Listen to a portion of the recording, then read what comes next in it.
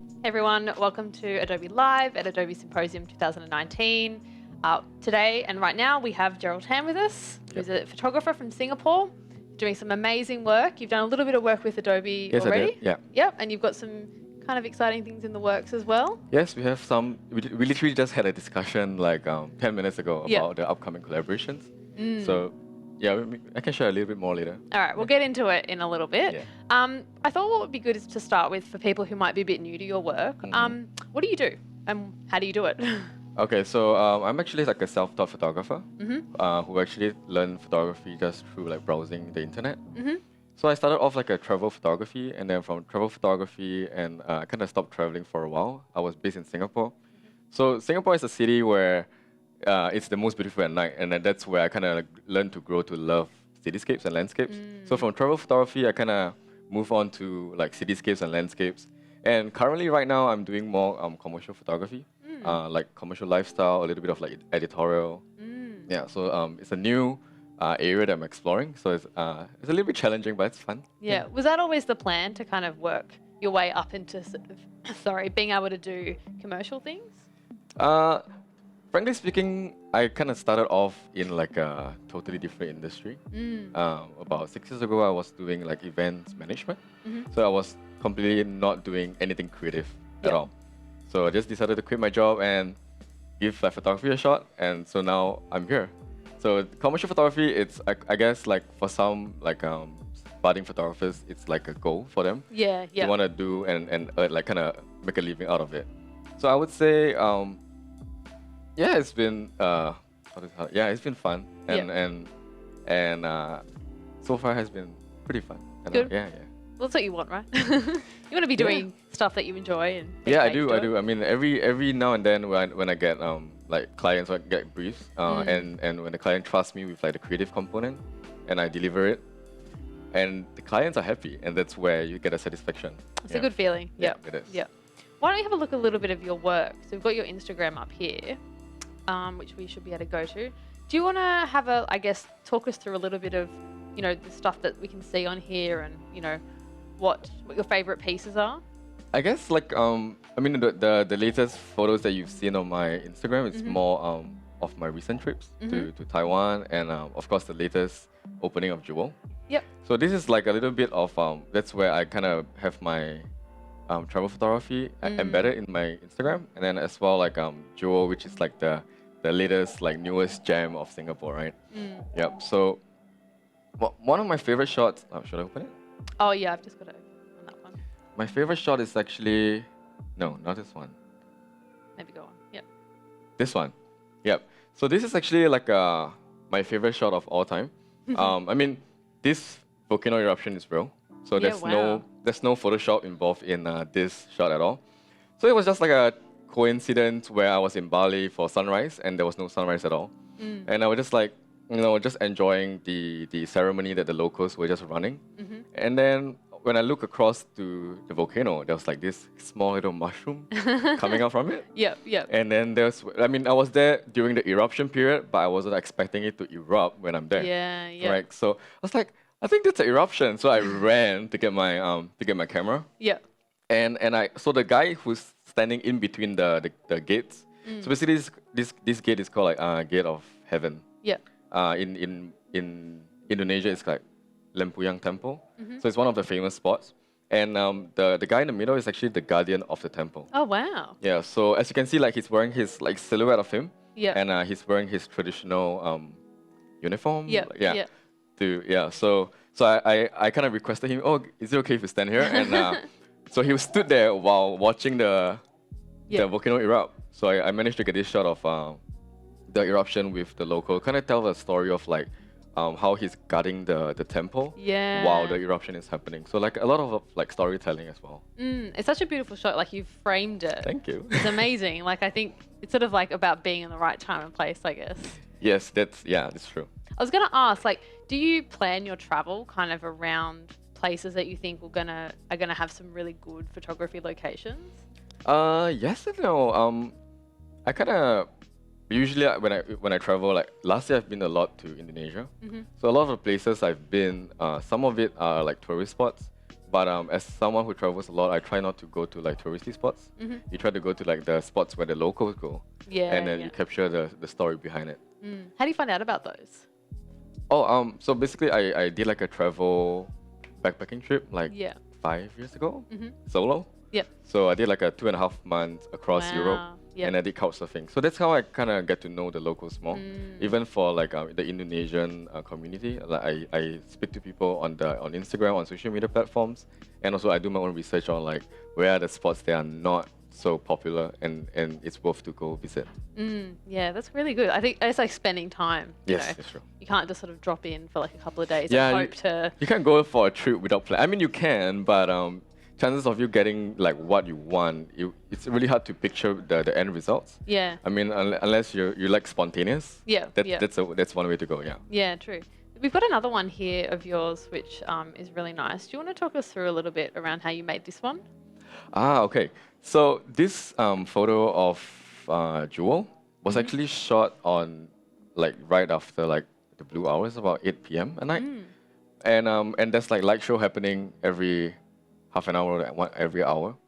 So this was part of the light show that's happening, and it was shot using like a really wide fish eye. Oh, So okay, as you can see, like the top is like slightly warped, but with the help of like Lightroom, so that's where the lens correction comes in. Yeah, such a powerful tool. Correct. Yeah. So with the help of like the lens correction, so the fisheye looks really warped. With the lens correction, it kind of pulls everything and it looks kind of normal to the eye. Yep. And then from there, the color grading was actually done on Lightroom as well. After which I kind of exported it into Photoshop to make sure that I pull the corners to make it look straighter as well. So I guess like a lot of photographers are more particular about what's around the corner and also what's the overall content. So that's like So and it's also representing Singapore. So like this campaign was actually for Adobe Colors. On Color, yeah, Adobe On Color. So I was tasked to create like something that represents Singapore. And this was the newest thing that just recently got open, and I was like, okay, Singapore, it's like red flag, like the red and white colors, and Singapore is the most beautiful at night. So we decided to shoot. I decided to shoot this jewel, the rainfall, waterfall vortex of the jewel, and it happens to be red. So I was like, oh, it's perfect for the campaign. So I decided to submit it to Adobe, and Adobe liked it. So I decided to use it for the campaign. Yeah, it's really beautiful. What sort of workflow do you go through? You mentioned Lightroom. Like, is that the only sort of tool you use, or use a mix? Actually, most of the time, like 80% to 85% of the time, I use only Lightroom to color grade my photos. Yeah. And then usually the Photoshop part that comes in is just like a minor touches, like removing like certain flaws, removing things that I don't to make it look cleaner. Yeah. So a lot of like what I do is I always have like an end picture in my mind, how I want to edit it, and then I'll go around experimenting with the colors of how I will get the colors by playing with the different sliders on Lightroom. Yeah. Do you kind of have a particular style that is sort of yours, and how do you go about creating that? Particular style. I think. I'll go back to like your. How do I? Because I think when you like, it feels like when you look at all of your photography, at least here, they all still sort of have this particular style, and I think it's the colors. Yeah, colors. I think it's the colors. Yeah, I mean, every photographer has something that they like and they don't. So I think for me, looking at like, if you look at my Instagram or like on my portfolio in any case, the colors I think is the highlight of any photographer, because that kind of sets you apart from every other photographer. Yeah. I mean, other than the composition or how you're gonna take the photos, what's the different angles that you can explore. I think the most important thing is how we get the colors for the particular picture and how we imagine it to be. So I wouldn't say I have like a fixed style, because like I'm always trying to learn new things, like doing travel photography, doing a little bit of portraits, a little bit of everything. Yeah. So what you see on Instagram, it's curated to Instagram, but I mean, I have other works that's on my website as well, which is not on Instagram. So whatever you see on Instagram is just the consistency of the colors and people like to see consistency in the colors as well, and that's what I Yeah. like to share with the crowd. Yeah. What sort of cameras do you use and lenses, I guess? I have two sets of camera. I actually uses like Olympus. Yeah. So Olympus, the latest camera EM1X, and so they actually have this like really cool technology where you can do like handheld, Okay, yeah. handheld long exposure. Oh wow. Yep. Yeah. So you can actually get like what do you mean, like those light trails Yeah. without using a tripod. Yeah, which up until now, like you've always had to use Yes, correct. some sort of Yeah. way to stabilize it. Yeah. Correct. So Olympus actually have this technology where most cameras doesn't have. So that's the camera that I usually use when I'm out doing creating content for social media. Yep. Yep. Yeah, nice. I guess like I'm kind of wondering, what's your favorite part about your job when it comes to photography? My favorite part of my job is actually to capture the moment. I think that's pretty much the most important thing for me. Like, because in photography you capture the moment that you cannot be relieved ever again. Yeah, Because like yeah. what you see in a photo, it's gone forever. Yep. So to me, if I can get like photos that tells a story and the story lives on forever, I think I kind of achieve what I want to in that particular photo. So this is what I really look out for when I try to take a photo in any situation. Yeah. For people who are starting in photography, like what advice would you have for them when they're trying to, find that perfect shot and find the story behind it? What advice? I think a lot of times people would ask me like what do I do or how do I even get to where I am today? I think it's a lot about being persistent, being willing to learn, willing to accept people's feedback. I mean, when people give you feedback, it can be really harsh. Yeah, it can be really definitely. critical, and a lot of photographers sometimes might take it too hard on themselves, and then they kind of give up because like, oh, I don't want to do this because I don't want to face the negative feedback. But it's through the negative feedback that's where you learn. And you grow. Yeah. Yes, it's true. And that's where like when you accept people's feedback, and that's where I will learn how to like, oh, maybe I should try certain angles. Maybe I should try certain kind of edits which haven't been done before. And taking every like comments into consideration, and you create something new. Yeah. So that's how you grow, you see. Like you create something that from your mistake, and then you learn from the mistake. I think it's how you apply and how you kind of learn, like grow in life as well. You kind of talk about yourself being self-taught in photography. What sort of resources do you use to kind of teach yourself? YouTube, that's it. It's YouTube. Yeah, Okay. that's it. It's just YouTube. Lucky we are on YouTube. On that note, actually, if you've got questions, feel free to put them in the chat and we can try and get to them as we keep talking about different things. I think we've got a couple here already. What lenses do you use when you're doing social media creative photography? Most of the time on social media, I will use wide-angle lenses. So wide-angle lenses are like 16-35 millimeters, fisheye, 8 to 15 millimeter, or like even for Olympus, we have the super wide angle, which is 7 to 14 millimeter wide angle lenses. So usually for architecture photography or like any like landscape photography, I tend to use a lot more wide angle lenses. But when it comes to different types of framing, when it comes to experimenting, that's where I start to use like zoom lenses. So if you look on my Instagram, I have like a comparison between wide angle and zoom lens. So you will see the difference, and that's how you kind of experiment with different kind of angles. Yeah. So these are my main two lenses: wide angle and zoom lens, and this is sufficient for almost everything. Yeah. What about your phone? My phone now, I actually shoot with like I have Samsung. Okay. Yeah. The S10. Yeah. So I think the S10 is really impressive because like you can shoot raw. Yeah. Okay. Yeah, that's really handy. So I think as a photographer, if you're able to shoot raw, that's where your post processing it's a lot easier because you get the details and the colors back, rather than you have to edit the JPEG. Yep. Yeah. So I use the S10. They have the ultra wide angle, which you can get the same picture from the photo you showed earlier. Yeah. Yeah. Wow. And they have like a zoom as well. But of course, it's not super zoom, but it's good enough to create content for Instagram. Yeah. Cool. We have a couple more questions. Do you use Flash much? No, Not at all? no. So the only time when I use Flash is when I do any commercial shoots or any commercial portrait shoots. So I think Flash and lighting come into play where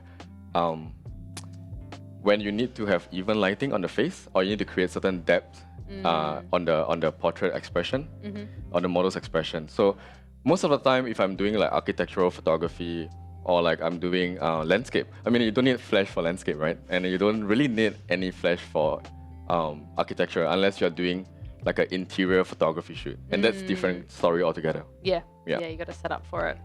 I was going to ask, because you have, I guess, you've got a lot of night shots in your, at least on Instagram and in your portfolio. How do you go about doing those ones? Because I think that's always like, especially for people who are starting in photography, that's quite a tricky one to master. The night photography? Yeah. I like to do night photography because in Singapore it's really hot. Yeah. So the only time when I can get out and not feel like I'm like burning, it's actually at night. So that kind of encourages me to go out more to explore Singapore and to shoot Singapore as well. So it's a good reason to get out. And of course, when you learn how to shoot night photography, you learn the importance of lighting, the importance of like how to get the exposure value right, and a lot of trial and error, because as a self-taught photographer, I wouldn't know what's a good exposure or what's a good aperture, that kind of thing. So a lot of trial and error, and once I get like a proper exposure throughout the night shot, that's where the post-processing will become the important part. To get back the details, to get back the colors, because night shot is usually quite monotone. Yep. And then to edit it, the colors, that's where your creative part comes into play. Yep. Because like you can turn a night into blue, you can turn a night into orange, you can do a lot of things. Which is we had a photographer on recently in the live stream, and he was talking about color grading and using just the abilities of Lightroom to kind of easily shape what the colors are, and it's really amazing. It's so powerful. Yeah, I mean, if you just look at like the hue saturation sliders, you can change like a blue to turquoise just by sliding a slider. So I think with Lightroom, with Adobe, you can do a lot of like changes to colors if you really want to. Yeah. But it really depends on the photographer whether they want to change the color. Yeah, cool. Well, I just wanted to, I guess, spend the last little section of this talking a bit about collaboration. Okay. As we mentioned, you've got a little collaborative project coming up with Adobe. Do you want to talk a bit more about it? So actually, I'm tasked to do a collaboration with a Korean illustrator. His name is called CJ. So CJ is actually a illustrator who draws a lot, and he has his own storybook. Okay. Yeah. So it's interesting because like I've never collaborated with an illustrator that draws just purely on sketching on Photoshop, and he doesn't do illustration on Illustrator. He do illustration on Photoshop. Yep. So that's something really cool, and Adobe wanted me to do something that is a little bit different from how I usually do my work, like how my thought process and everything. We kind of discussed about it, and we wanted to do something that will incorporate the illustration and photography at the same time. So being the photographer, I will provide him with like the base photo, and then it's up to him how he wanna manipulate or like draw over the photo. We have this concept where we're gonna do a little bit. I mean, I won't share everything. If not, it will not be a surprise anymore. So basically, we will be incorporating both sketching and photography into one picture. Yeah, cool. Yeah, so I think that's all I should say. Yeah, anything more, everyone would know. Keep the intrigue there. Yeah. Do you collaborate much in your kind of general other work? No, I've only collaborated with another insider, which is Adobe Ramesh. Oh yeah, yeah. That's the only illustrator or photo manipulator that we have kind of worked together. Yeah. And I'm really surprised with like the results he came out with, because as a photographer, I kind of see things as things should be shot in certain way. But as a photo manipulator, he kind of surprises me with like what he can do with one photo. Yeah. Yeah. Yeah, he kind of really takes it and brings it to another different level. Yeah, like he makes like a wildlife photography become like you're in outer space. Yeah. That's what he did for the collaboration that we did together. Oh, right. Yeah, cool. Yeah. I mean, it's really interesting to see what happens when you kind of put two quite different styles and different ways of working together, which is sort of, I guess, the point of the collaboration. Yes, correct. Yeah. So I think that will allow creatives ourselves to kind of learn from each other. Yeah. And at the same time, like we kind of learn from each other's feedback. For example, as an illustrator, you think how certain photos should look this way, and as a photographer, I will never see it that way. Yeah. So that's where the feedback comes into play, you say, and you learn from each other, and you take it and you apply it into your own photography. Do you ever think about kind of picking up another tool just to start playing with, like get inspired by someone else's work? Videography. Okay, yeah. So I've been experimenting with videos. Yep. On the sideline, I'm not supposed to say anything, but yes. So so that's what I've been doing for the past like couple of months, experimenting with videos. Yeah, okay. And you're gonna sort of maybe share that in the future? Yes. Yeah. Slowly. Oh, yeah. exciting. Cool. I have an upcoming trip that's about videos, so it's gonna be, Wow. Yeah, it's gonna cool. be fun. All right, well, stay tuned. I mean, just to wrap up, you've kind of been hanging around Symposium for the last 2 days. What have you seen that's really excited you? Oh, I really like the creative keynotes. Yeah. So it's really like it's really impressive to see those videos that I've seen on Facebook, like those viral videos and those campaigns that you would never imagine it to go viral. And then when it go viral and you meet the person who actually did the campaign, and as they share how they do it and how they break the boundaries of creativity, that's where like you can push even further as a photographer, as a creative yourself. Yeah, it inspires you to keep going. Yes, correct. Yeah. So that's really what kind of inspired me. Yesterday's creative keynote. Even though it's just like 3 speakers, but the 3 speakers were really powerful speakers, which a lot of people should have watched if you haven't. So that's where inspiration kind of come in for me as well, just by watching and learning from seniors like them. Yeah, nice. I might just quickly fit in one last question. Okay. So we have someone who's wondering, you've got a lot of kind of nice photos with like lots of, I guess, motion blur behind things. Okay. How do you go about getting that effect? Okay.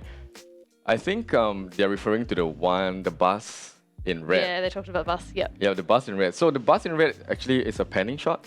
Okay, yeah. So it's a... See if I can bring it Yeah. up. So actually the panning shot happens with, like, so when the bus is moving, I move with the bus. Of course, this is a little bit enhanced with Adobe Photoshop. So how I achieve this image is like when the bus is coming, I will follow the bus speed. Oh, okay. I mean, that's the challenge because you have to nail the focus on the bus. Yeah. So if you miss the focus, you miss everything. Yep. So once you nail the focus, the background is already a little bit blur. Yeah. And then I import it to Lightroom. I did the color grading. The reds, you increase the red, you increase the turquoise, you remove saturation for certain colors, which you can see like majority is like red and blue. Yep.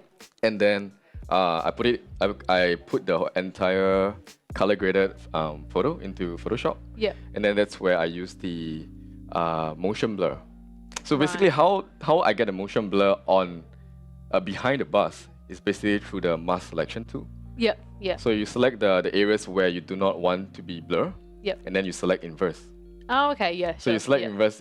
So that's a faster way rather than you like having to what do you mean? Like select everything else but the bus. Yep, You select the bus and you select inverse. It selects everything Makes for you. it quicker. Yep. And then you just apply the motion blur. Yep. And then I did like a mirror effect. So I copied the top area and I flip it at the bottom. Nice. Kind of feels like it's kind of going through. Yes, correct. Space. It's not like, I mean, a lot of times when you shoot photos, some certain areas looks a little bit down. Yep. So what can you do to better beautify it? So what I did in this photo, I kind of just did a mirror and I enhanced the motion blur. Yeah, nice. So this one is a little bit of Photoshop, but the one with the people that is blur, there's no Photoshop. Okay. Where's that one? I think someone was asking about that one. Yes. So like, I don't think it's recent, but A bit further down. yeah, so like the normal, so basically it's like a shot.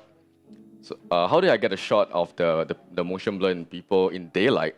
Is that there's this thing called the neutral density filter. Okay. So it looks really dark and black. So it blocks out the light in front of the camera. So because of that, I can do like a longer exposure so that it will not be overly brightened. Yeah. And then from there, anything that moves faster than the shutter speed, they'll be blur. Oh wow. So in this case, for the humans, they are blur. Yeah. And I mean, I think they are referring to the photo where I have a subject in the middle that's not blur, and everyone is blur. So basically, the subject wasn't moving at all. Yep. And everyone else is moving. And then with the slow motion shutter, that's how I achieved the motion blur. Yeah. Yeah, without any Photoshop, just Lightroom. Yeah, cool. I think we've actually got some live stream kind of previous episodes where I think maybe Demis does a few stuff Yes. around those things. Yeah. So yeah, if you want to learn more about the techniques, you can definitely go on and check the Adobe Live, I guess, channel, and there should be some more on there. So yeah, well, that's about all we have time for. Thank you so much for joining us. Thank you for having me. Enjoy the rest of your time here. Thank you. Everyone stay tuned. We've got Mike Rigby coming up next with Matt, which is super exciting. So he was one of our keynote speakers yesterday, and he'll be expanding a bit more on what he's talked about yesterday. So thanks a lot.